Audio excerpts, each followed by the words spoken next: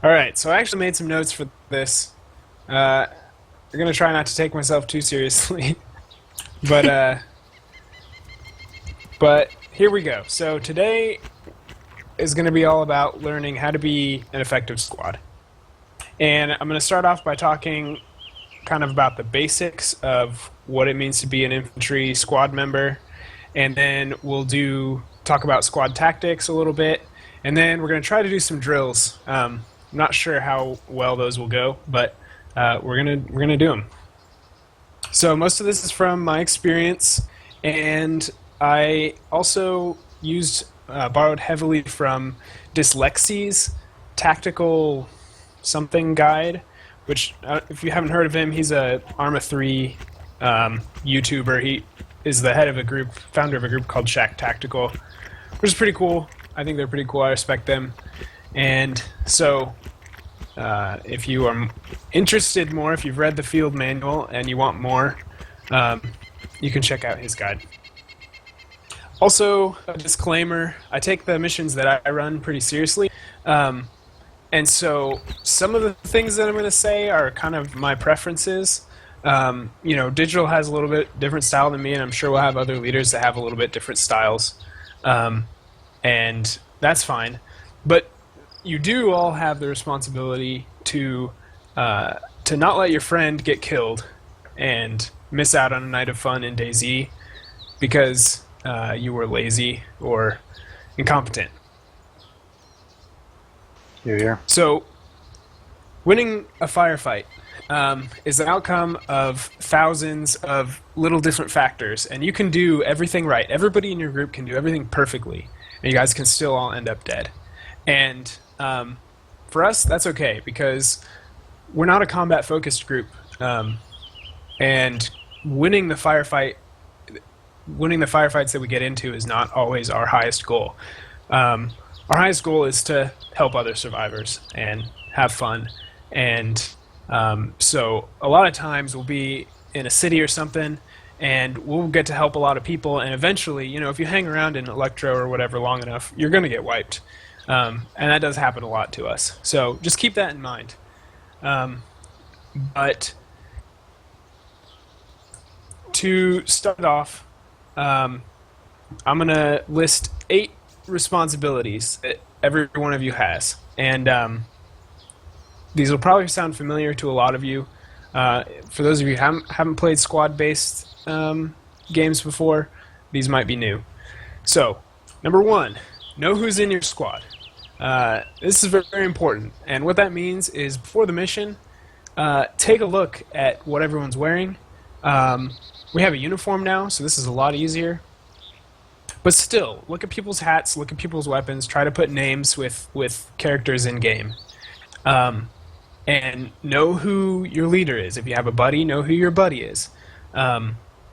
This will help us a lot when we're moving and taking contact and things like that, so you're not like, who's this? Is this you? Like, who is this in front of me? Are you wearing this? The less of that we can have, the more effective we'll be. Number 2 is listen to your leader. So obviously Digital and I are hold the leader position, but we have a new chain of command, which I'll talk about a little bit too.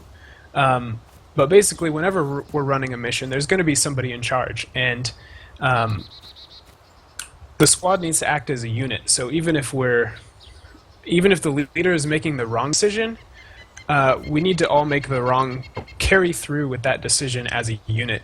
And so this isn't a milsim group, but seriously, do what you're told, and we'll be better off for it. Number 3 is maintain your spacing. And this is something that that I didn't hear until I started playing squad-based games, and it's not maybe very intuitive, but when we're moving or when we're stopped as a group, you want to have about 5 meters in between you and the next person. So if this is, I don't know who this is. Digital. If we were moving, I'd probably want to stay at least this far away from him. And the reason is that if I come around the corner, I see 5 heroes, like you guys right now, boom, boom, boom, boom, boom. One AK spray, you're all dead. If I come around the corner and you're all 10 yards apart, I'm going to be able to take down one, maybe two of you, but you guys are going to be able to return fire. Some of you are, and take me down. And this applies a lot too, which not as much in DayZ, but with grenades or RPGs, the closer you are, your whole squad can get devastated if you're all bunched up. Number 4 is maintain situational awareness. This means you should always, whether you're moving, stopped, whatever you're doing, you should always be scanning your sector and scanning the horizon for contacts. Don't have your head in your inventory when you're supposed to be watching a certain direction. This is my preference, but I appreciate it if you don't eat or smoke while we're on a mission, because that's just going to take away from our effectiveness as a squad. I don't mean eat in game. Sometimes that's necessary. But if we're running a mission like this, have your dinner and then show up. Try to know in your mind where the rest of the squad is. When we're walking through towns, don't just look straight down the road. Look in windows and look indoors, because it's really easy to miss people and it's really easy to get killed by someone who's has a lot of hard cover inside of a building. So that's number 4. And number 5 is similar, which is more specifically scan for contacts. And for those of you who don't know, there is a mnemonic or something, I don't know if that's the right word, for giving contact reports, and they're the 3 Ds. So when you see someone, you should say contact, then give the direction that the contact is, the distance to the contact, and then start giving a description of the contact. And this is something that with new players can be a big problem, Like, I see a guy, he's right here, he's in front of me, and the whole squad, most of the squad can't do anything about that because they don't know where you are or what way you're facing, and they're not supposed to. And so having quick, concise contact reports will really help us be more effective. You can use, so the direction the squad is moving, whatever direction they're moving, if you draw a straight line out, you can use terms like left, right, back, and front for the direction. A step up from that is to use the clock. So 12 o'clock is straight ahead. Then you have 3 and 6 and 9 and all in between. And a step up from that are cardinal directions, because they don't depend on everyone knowing, which way the squad was moving. Maybe you've been stopped for a while and you don't, 12 o'clock doesn't mean anything to everyone. So distance, I think we usually go by meters, by convention. So is he 100 meters? Is he 10? Is he 50? You don't have to be really exact. But just to give us an idea of the immediacy of the threat. And then description. So description is what he's wearing, gun out, type of gun, those types of things. I want to add to this point before you move on. Go for it. So one thing that I use for meters to kind of estimate is think of how many football or soccer fields away they are. If it's less than 100, I usually just say 100 or 25 or whatever. But if it's more than that, just kind of estimate how many football fields. It gives us an idea of where to look, especially when we're moving, how far out to look. That's a good way to keep track of, by hundreds. Yeah, as an American, I think in football fields all the time. Number 6 is keep comms short. So a lot of times when we're on missions, so this one applies more. The more involved the mission is, the more necessary this is. A lot of times we're just hanging out, we're talking. Like I'm guilty of this a lot of times. I like to talk about the game mechanics or whatever, this latest update. But when we've got possible contact in a dangerous area or we're on a mission, it's really important to only say what's necessary and quickly and concisely. And the more people that are in your mumble channel, because the problem is when you're talking, you're preventing every other person in the group from talking. They could try to interrupt you, but you might keep talking, and if they have something that needs to be said, you're using up time. And the more people who are in the mumble channel, the more people whose time you're using up. So as channels get bigger, as the group grows, we really need to respect this as we get bigger squads, bigger groups of people. You know, maybe you need to have a few of you take it into a different channel and talk there if you want to talk freely. Number 7 is cover your sector. This is a huge one because when we're moving or stopped or whatever, we should have eyes 360 degrees around the group. And sometimes we'll assign sectors, like sometimes when we're patrolling or whatever, I'll tell someone, hey, you watch left, you watch right, I'll be watching front. But most of the time, this is something that we just need to you just need to do yourself. So you look at the guy in front of you, you look at the guy behind you, and you see where they're looking, you see where nobody's covering, and you look that way. +2, all right. And this is what allows us, the sooner we know about someone, the better chance we have of gauging them successfully, whether that's in a firefight or whether that's not scaring them off. The sooner we can spot people, the better. I got a point to add to that before we move next. Go ahead. So yeah, scanning your sectors, another big one. When we take contacts like zombies or people, especially if it's like a low-risk contact, don't focus on what's going on. Like, don't focus on that guy taking down the zombie. You should immediately just drop and look at it. Look out, just kind of fan out and look out. Don't worry about the zombie. Don't worry about the guy talking to the fresh spawn. He's going to handle that, and if he needs help, he'll say something. But just get into the habit of doing that, because especially with the new guys, like, oh, there's a zombie, and you just sit there and stare at him, and that's one less paralyzed we have looking out, especially on a full pop server. Yeah. That's it.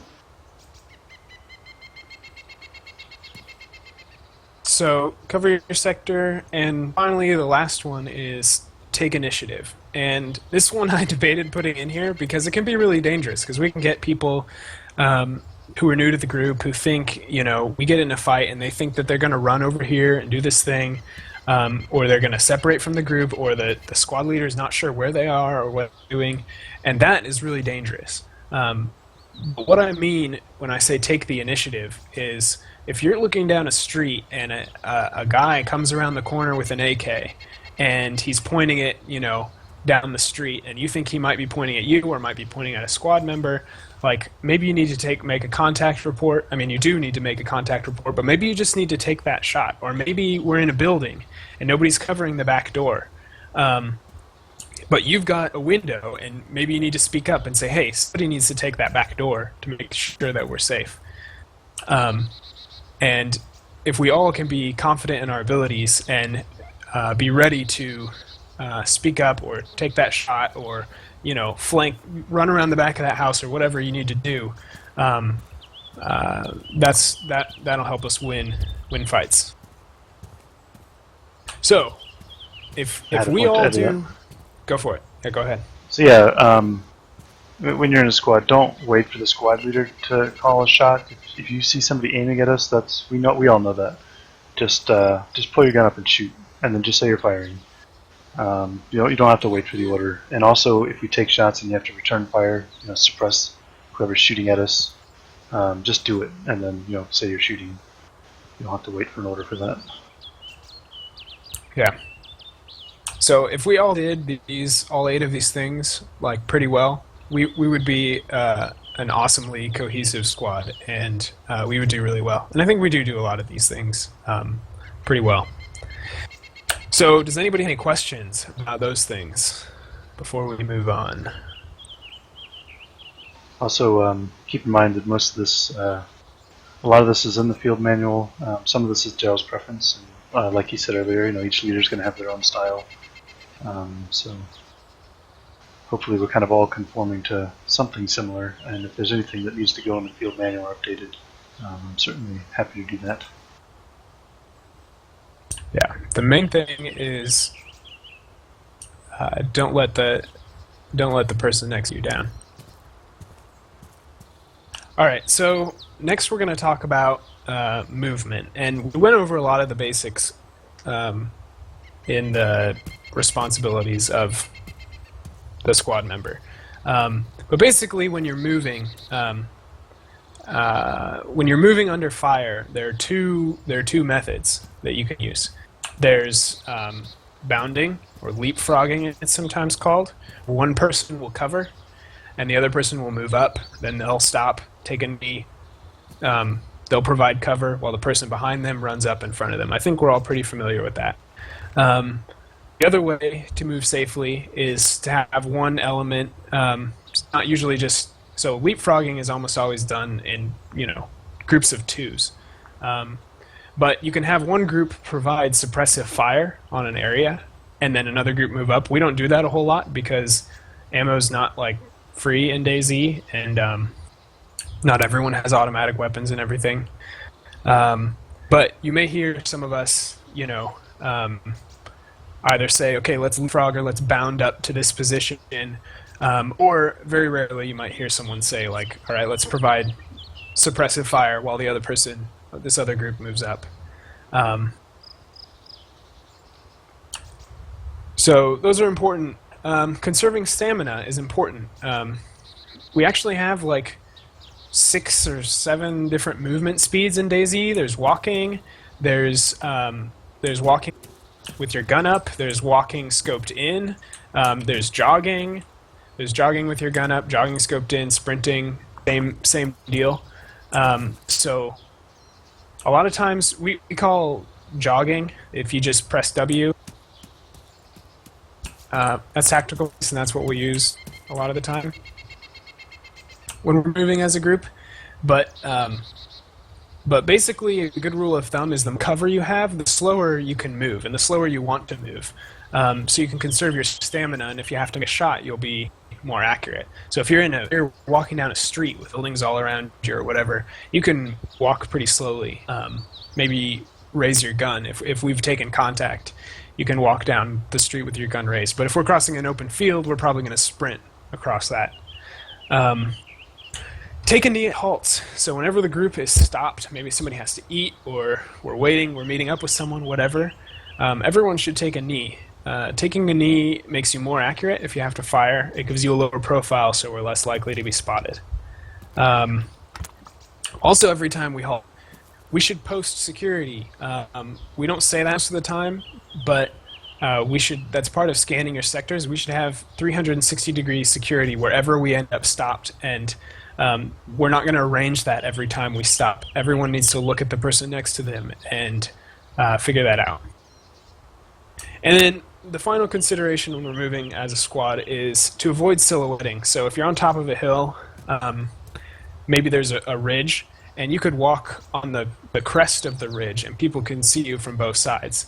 But if you drop down to one side or the other, people can't see you from the other side of the hill, and that's to our advantage. So if you're ever moving along like a tree line, like if you guys look over there at that tree line, if we were going to run from right to left along that tree line, we could run so that people from like where we're standing could see you, or you could go into the trees a little bit so that your head is down below that ridge, and you could move undetected.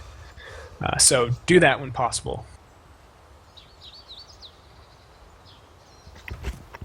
So, any questions about any of that? Or anything? Nope. Does anyone have anything to add? Nope. Okay. Assault and defense. These are going to be pretty short, but a lot of times someone's holed up in a building. We'll have to assault in a fixed position, or a lot of times we'll hole up in a building or an area of town and try to defend that area. When you're assaulting something, as a squad, you should always have some people firing and some people moving. So most of the time, what we want to do is engage an enemy with fire straight on, and then have some part of our squad flank, which means go around the right or around the left and hit them from the side or the back. So the name of the game is Fire and Maneuver. It's really not very complicated. You might frog up to them, but I think we all get that, and we'll probably try to do an assault drill here in a few minutes. Defending. The main things you want to find when you're defending an area is to... Oh, there goes the server. All right, so defending a fixed position, you want to identify the possible avenues of attack, and then you want to basically have people posted at each one of those avenues. So if you're in a building, or if you've got a city block or whatever, you want to cover all the streets coming in or all the doors coming in. By the server. And you always want hard cover. And there's a difference between cover and concealment. Concealment is like a bush that you can shoot through, but it'll keep people from seeing you maybe. But if you're going to be digging in somewhere and defending, you always want to find some hard cover. So finally, before the drills, rules of engagement. And I think we all know these, but I'm going to go over them. The basic rule as a hero is you can always defend yourself and your team. Nobody's ever going to fault you for that. That's the general rule of thumb. So if someone shoots at you, if someone has Swings said at that you. they're going to, swings at you, those are all always obvious. If someone says that they're going to kill you, or there are other hostile actions that you can take in DayZ, handcuffing, holding up, those types of things. You're always clear to use force in those situations. Yep. Go ahead, Digital. Yeah, pretty much. Diplomacy's failed if somebody takes any hostile action against you, like the other day, flashbanging a group. It's a hostile action, handcuffing, anything Dale said. Yeah. A big one is, and I think Digital, you might have already mentioned this, but for us, pointing a gun is the same as shooting. That means if somebody points a gun at you, you can shoot them. If somebody, and I mean raised, pointed like this. If somebody points a gun at your teammate, you may shoot them. That also works on the flip side. So when we're on an operation and the leader's talking to someone, don't poke out the window scoped in on the guy unless you intend to kill him. It freaks people out.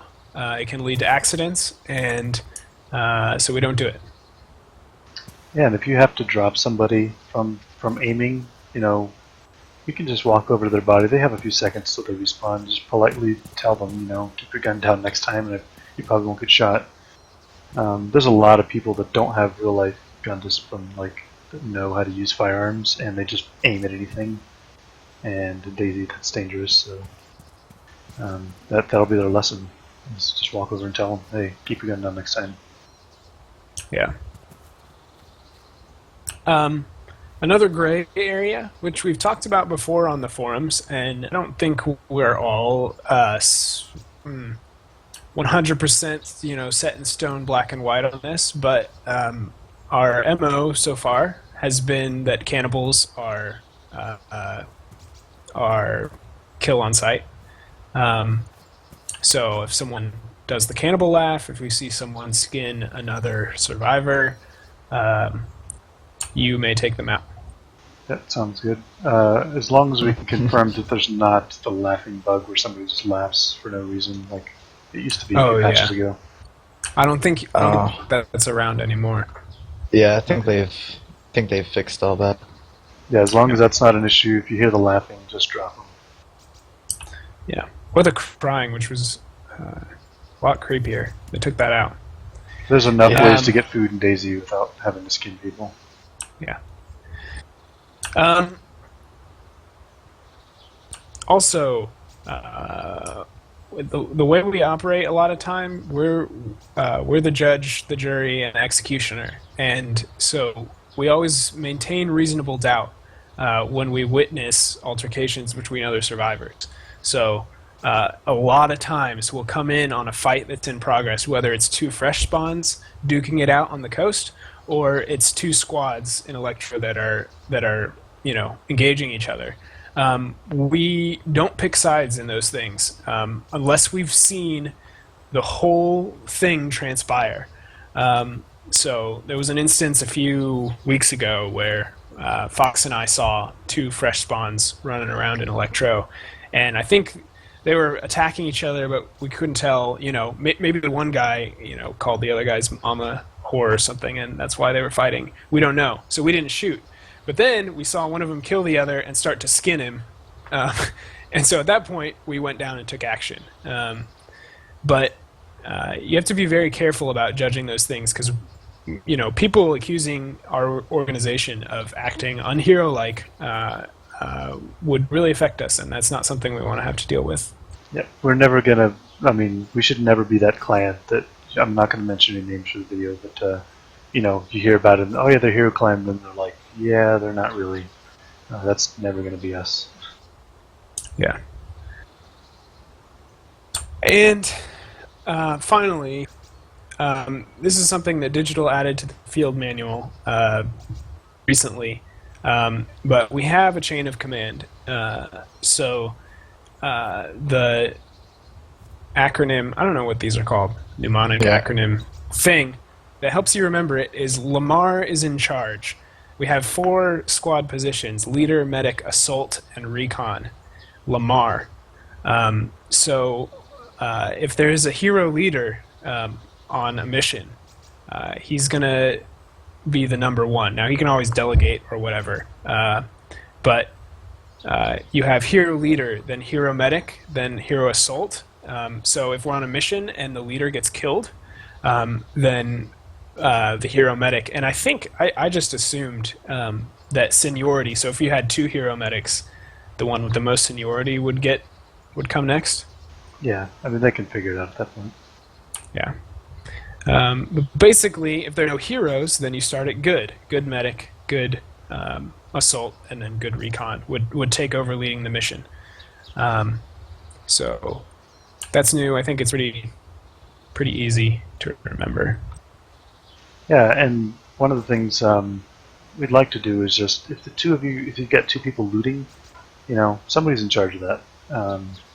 And it's not, show up and now I'm in charge. It's more like, if you're there from the beginning, somebody's in charge of that group, somebody calls the shots, somebody keeps the squad moving. So, when we have people come in for like Heroes for Hire or come and ask us for help, we already have a squad, there's already somebody in charge. It's a lot easier to get mobilized.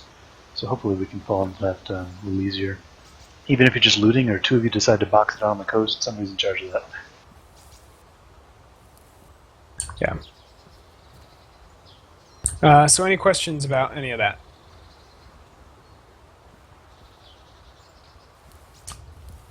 All right, the boring part is over. So we're going to try to do some drills here. And I've not done these before. I'm not sure how well they'll work, but we're going to try them, and hopefully they'll be fun. So if you would all start by emptying your whatever your primary weapon is, and go ahead and pull one out. Please verify it's empty by pointing in the safe direction and clicking.